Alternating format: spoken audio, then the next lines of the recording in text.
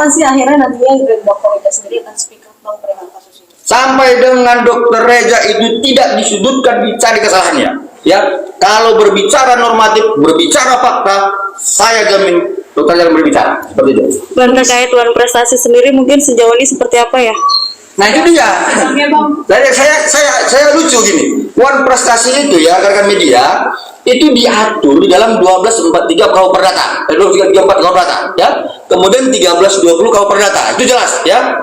Pertama, harus ada perjanjian yang sah secara hukum. Yang mana itu diatur dalam 1320 KUH Perdata. Lanjutannya adalah adanya yang lalai dan tidak melaksanakan terhadap prestasi terkait perjanjian itu. Contoh, saya ini dengan Mas Dede, ya, beliau ini pinjam uang saya. Posisi saya ini adalah sebagai kreditur, beliau adalah debitur. Nah, terjadilah perjanjian sepakat dan sukarela. Kemudian beliau tidak bayar, lalu kemudian saya anggap dia lalai. Ketiga, saya somasi. Keempat, dia tidak indahkan somasinya, lalu terjadilah Wan Prestasi. Kalau tahapan ini tidak ada, Wan Prestasinya di mana gitu loh. Dan biasanya yang melakukan perbuatan Wan Prestasi adalah debitur. Ya, ini saya yang punya uang, saya yang digugat. Ini hukumnya hukum apa gitu? Ini satu, kalau ada perjanjian. Kalau ada perjanjian, nggak pantas beliau gugat saya, dia debitur, saya kreditur. Nah, apalagi tidak ada perjanjian itu, gitu loh. Proses perjanjian itu kan sudah diuji dari proses penyidikan, kemudian dari pendalaman dari jasa penuntut umum, sudah P21. Nah, ini mau dipersidangkan. Ya, jadi mana perjanjiannya? Nah, kalau kemudian dimasukkan ke dalam ketentuan, ya saya dengar tuh Bang Fahmi berbicara tentang pasal 81 KUH pidana, ya itu ada, tetapi itu bukan kewajiban, itu adalah kewenangan sebagaimana diatur dalam Undang-Undang 48 tahun 2009 kehakiman. Ya, jadi ya tolonglah, kalau saya ini kan nanti kalian bilang ini advokat pasal atau apa, memang advokat pasal gitu ya. Jadi advokat nggak boleh merocot bacot tanpa pasal seperti itu. Ya? Tapi nanti kemungkinan dokter sendiri akan hadir nggak sih jika dari dari pengadilan sendiri mungkin meminta untuk dokter hadir?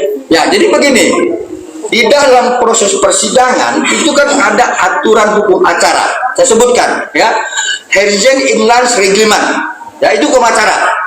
Kemudian kehadiran kami sebagai kuasa hukum itu diatur dalam pasal 123 ayat 1. Itu tahapannya ya, jelas ya. Tapi kalau kemudian lahirlah sebuah produk hukum, Peraturan Mahkamah Agung nomor 1 tahun 2016. Nah, disebutkan di pasal 3, dalam proses perdata itu wajib dilaksanakan mediasi. Rohnya adalah untuk mengadopsi asas demokrasi negara kita. Sebelum bersengketa, musyawarah dulu dong, kan begitu. Nah, kemudian tentang kehadiran klien kami diatur dalam pasal 6 Perma 1 2016. Nah, artinya para prinsipal bisa bertemu ketika untuk menyelesaikan persoalan. Misal nih, klien kami hadir ya dalam proses mediasi karena menghormati Perma 1 2016. Pertanyaannya, dengan siapa dia bermusyawarah? Apakah dengan Bang Fahmi? Nah, lalu apa mau disepakati dengan Bang Fahmi? Nah, kalau begitu kan ngapain klien kami hadir? Tapi kalau penggugat hadir, pasti klien kami akan hadir. Kenapa? Yang mempunyai masalah ini kan beliau, penggugat dan tergugat, bukan klien kami dengan Bang Fahmi. Berbeda ini. Jadi harus dipahami ya. Jadi kadang-kadang ini saya ya harus bicara tegas ini ya. Tapi saya harus bicara tentang fakta hukum, pasal dan sebagainya. Bang, ini kan kondisinya Pak Diki sendiri masih ditahan, Bang. Untuk menghadiri mediasi kan sangat tidak mungkin. Berarti kan beliau harus ada pengajuan izin ya. Ini seperti apa nih Bang nantinya? Kalau Bang tidak hadir, kan harus ada izin atau harus... Ya, jadi kalau usulan penggugat dapat hadir atau tidak, saya tidak mampu menjawab itu karena urusan saya menghadirkan klien saya. Ya, masing-masing kami itu menghadirkan klien kami. Ya, seperti itu. Oke? Bang, kalau langsung bisa kan Bang? Boleh. Itu kan kewenangan hakim mediator. Boleh itu. Jadi biarlah nanti hakim mediator tanggal 19 Juni menentukan seperti apa proses mediasinya. Ya, tapi ingat, jangan nanti menganggap ini mediasinya kayak perdebatan. Enggak. Jadi mediasi itu gini loh. Ada hakim mediator. Pertama, dia akan mempertanyakan kepada penggugat, apa sih masalah lu? Kedua, dia akan tanyakan tergugat, apa sih pendapatnya? Lalu kemudian ada juga tahapan berikutnya tentang yang disebut kaukus. Ya, kaukus itu adalah hakim mediator itu bisa bertemu dengan penggugat secara sepihak tanpa ada tergugat untuk mendalami perkara.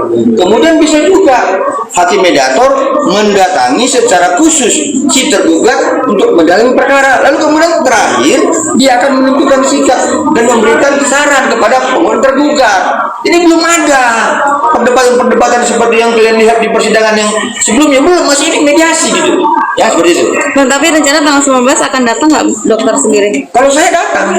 Kalau untuk dokter sendiri? Nah, saya tadi kan sudah sampaikan, kalau klien kami datang, dia mau bicara sama siapa? Yang punya masalah nih, kami punya masalah. Kemudian kalian mewakili beliau. Lah, ngapain kalian bicara sama saya? Permintaan ke dia apa? Apa kalian tahu? Seperti itu ya. Tapi kalau misalnya saya bermasalah dengan bapak ini, ya kami berjumpa, diketemukan oleh hakim mediator. Seperti itu. Kondisi Ya. dokter Reja sendiri saat ini seperti apa? Nah, jadi ini klien kami ini kan sebenarnya orang yang sangat profesional ya. Jadi kenapa teman-teman rekan kami dia belum bisa ketemu hari ini? Beliau sudah melakukan treatment. Nanti dia salah apa? Tindakan nanti dilaporin lagi, dicari-cari kesalahan pihak lain gitu loh. Makanya dia konsentrasi melakukan perawatan tindakan itu bukan sembarangan loh. Harus dengan syarat khusus seperti itu ya. Oh, dari perwakilan dari dokter suaminya sendiri mungkin nggak ada, Bang? Perwakilan siapa? Dari suaminya. Ya saya, kuasanya. Loh, kuasa itu jelas loh. Seluruh perbuatan hukum apa yang dilakukan oleh Dr. Reja Gladys terhadap perkara dan kasus pidana, ini saya sebagai kuasa hukumnya di perdata dan saya adalah penasihat hukumnya di dalam pidana. Seperti itu. Bang, mau sedikit update yang perihal laporannya di Jakarta Selatan, Polres seperti apa Bang kelanjutannya? Kita biarkan dulu apa kata penyidik ya. Kita kan nggak boleh lah nanti dibilang saya intervensi, ya kan? Saya bilang ada yang bilang saya pengacara ngotot, ada yang bilang saya pengacara pasal-pasal, gitu. Biar aja dulu. Kita tunggu ya. Karena kan ini udah beberapa bulan tidak ada kabarnya nih, apa mungkin sudah ada pemeriksaan untuk para seperti apa? Ya, jadi SPDP terakhir kita sudah mendapatkan tentang telah diperiksanya pelapor dan para saksi ya, seperti itu. Berapa orang saksinya kalau boleh tahu Bang? Kita hadirkan kemarin 2 orang. Lalu mungkin dari niatan dari dokter Reza dan suami seperti apa itu kemarin Bang? Pada prinsipnya kan klien kami tidak ada punya niat yang buruk ya. Tetapi ini kan beliau ini kan public figure yang sering disudutkan, diserang di media, dikatakan kelompok sirkus, dikatakan wajah abu-abu. Memangnya kalian pernah ketemu abu-abu nggak wajahnya? Enggak kan? Salah satu dokter kecantikan yang saya lihat, ya lumayan ya beliau gitu loh. Nah, jadi sebenarnya karena dia diserang secara body shaming, kemudian secara karakter profesi dokternya diserang, disudutkan, wajar dong dia melawan untuk melaporkan. Ya seperti itu ya. Jadi bukan ada niat dia untuk mendendam atau membenci siapapun, seperti itu. Oke ya. Ajak. Ada mungkin Mau ngomong? Oke.